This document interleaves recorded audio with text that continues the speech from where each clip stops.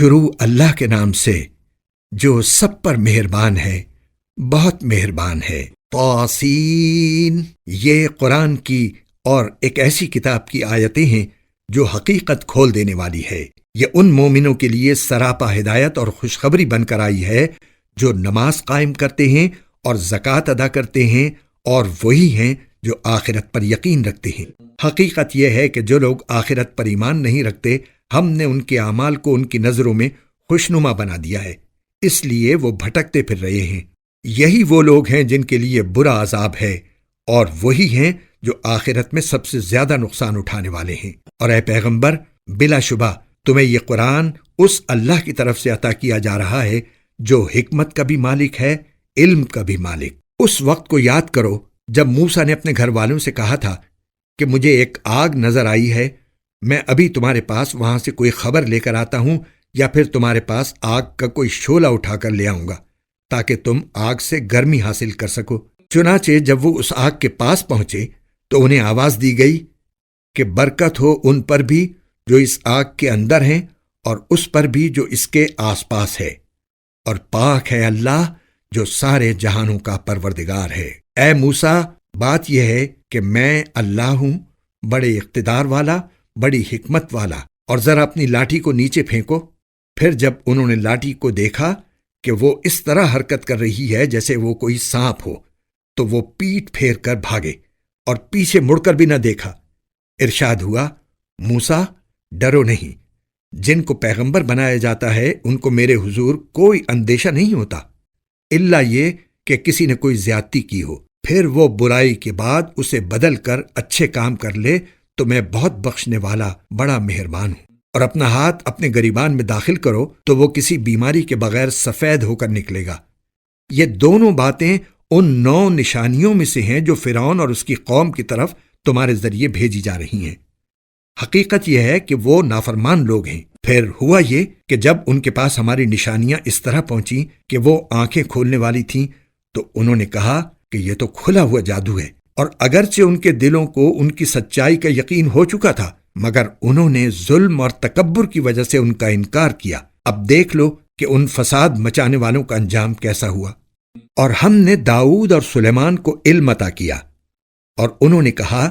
تمام تعریفیں اللہ کی ہیں جس نے ہمیں اپنے بہت سے مومن بندوں پر فضیلت عطا فرمائی ہے۔ اور سلیمان کو داؤد کی وراثت ملی، اور انہوں نے کہا اے لوگو، ہمیں پرندوں کی بولی سکھائی گئی ہے اور ہمیں ہر ضرورت کی چیز عطا کی گئی ہے، یقیناً یہ اللہ تعالیٰ کا کھلا ہوا فضل ہے۔ اور سلیمان کے لیے ان کے سارے لشکر جمع کر دیے گئے تھے جو جنات، انسانوں اور پرندوں پر مشتمل تھے، چنانچہ انہیں قابو میں رکھا جاتا تھا، یہاں تک کہ ایک دن جب یہ سب چیونٹیوں کی وادی میں پہنچے تو ایک چیونٹی نے کہا، چیونٹیوں اپنے گھروں میں گھس جاؤ، کہیں ایسا نہ ہو کہ سلیمان اور ان کا لشکر تمہیں پیس ڈالے اور انہیں پتہ بھی نہ چلے۔ اس کی بات پر سلیمان مسکرا کر ہنسے اور کہنے لگے، میرے پروردگار، مجھے اس بات کا پابند بنا دیجئے کہ میں ان نعمتوں کا شکر ادا کروں جو آپ نے مجھے اور میرے والدین کو عطا فرمائی ہیں، اور وہ نیک عمل کروں جو آپ کو پسند ہو، اور اپنی رحمت سے مجھے اپنے نیک بندوں میں شامل فرما لیجئے۔ اور انہوں نے ایک مرتبہ پرندوں کی حاضری لی تو کہا، کیا بات ہے، مجھے ہدہد نظر نہیں آ رہا، کیا وہ کہیں غائب ہو گیا ہے؟ میں اسے سخت سزا دوں گا یا اسے ذبح کر ڈالوں گا، الا یہ کہ وہ میرے سامنے کوئی واضح وجہ پیش کرے۔ پھر ہدہد نے زیادہ دیر نہیں لگائی اور آ کر کہا کہ میں نے ایسی معلومات حاصل کی ہیں جن کا آپ کو علم نہیں ہے، اور میں ملک سبا سے آپ کے پاس ایک یقینی خبر لے کر آیا ہوں۔ میں نے وہاں ایک عورت کو پایا جو ان لوگوں پر بادشاہت کر رہی ہے، اور اس کو ہر طرح کا ساز و سامان دیا گیا ہے، اور اس کا ایک شاندار تخت بھی ہے۔ میں نے اس عورت اور اس کی قوم کو پایا ہے کہ وہ اللہ کو چھوڑ کر سورج کے آگے سجدے کرتے ہیں، اور شیطان نے ان کو یہ سجھا دیا ہے کہ ان کے اعمال بہت اچھے ہیں، چنانچہ اس نے انہیں صحیح راستے سے روک رکھا ہے، اور اس طرح وہ ہدایت سے اتنے دور ہیں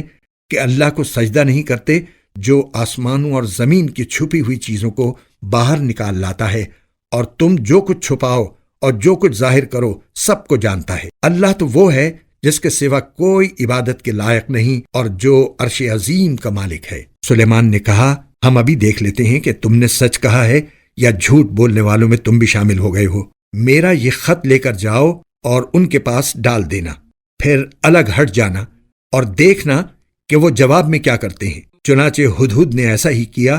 اور ملکہ نے اپنے درباریوں سے کہا، قوم کے سرداروں، میرے سامنے ایک باوقار خط ڈالا گیا ہے، وہ سلیمان کی طرف سے آیا ہے، اور وہ اللہ کے نام سے شروع کیا گیا ہے جو رحمان و رحیم ہے۔ اس میں لکھا ہے کہ میرے مقابلے میں سرکشی نہ کرو اور میرے پاس تابعدار بن کر چلے آؤ۔ ملکہ نے کہا، قوم کے سرداروں، جو مسئلہ میرے سامنے آیا ہے اس میں مجھے فیصلہ کن مشورہ دو۔ میں کسی مسئلے کا حتمی فیصلہ اس وقت تک نہیں کرتی جب تک تم میرے پاس موجود نہ ہو۔ انہوں نے کہا، ہم طاقتور اور ڈٹ کر لڑنے والے لوگ ہیں، آگے معاملہ آپ کے سپرد ہے، اب آپ دیکھ لیں کہ کیا حکم دیتی ہیں۔ ملکہ بولی، حقیقت یہ ہے کہ بادشاہ لوگ جب کسی بستی میں گھس آتے ہیں تو اسے خراب کر ڈالتے ہیں اور اس کے باعزت باشندوں کو ذلیل کر کے چھوڑتے ہیں، اور یہی کچھ یہ لوگ بھی کریں گے، اور میں ان کے پاس ایک تحفہ بھیجتی ہوں، پھر دیکھوں گی کہ ایلچی کیا جواب لے کر واپس آتے ہیں۔ چنانچہ جب ایلچی سلیمان کے پاس پہنچا تو انہوں نے کہا، کیا تم مال سے میری امداد کرنا چاہتے ہو؟ اس کا جواب یہ ہے کہ اللہ نے جو کچھ مجھے دیا ہے وہ اس سے کہیں بہتر ہے جو تمہیں دیا ہے،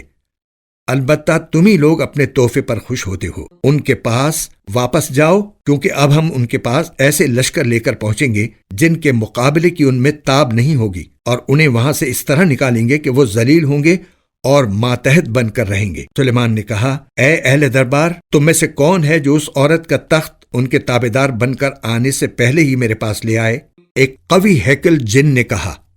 آپ اپنی جگہ سے اٹھے بھی نہ ہوں گے کہ میں اس سے پہلے ہی اسے آپ کے پاس لے آؤں گا، اور یقین رکھیے کہ میں اس کام کی پوری طاقت رکھتا ہوں اور امانت دار بھی ہوں۔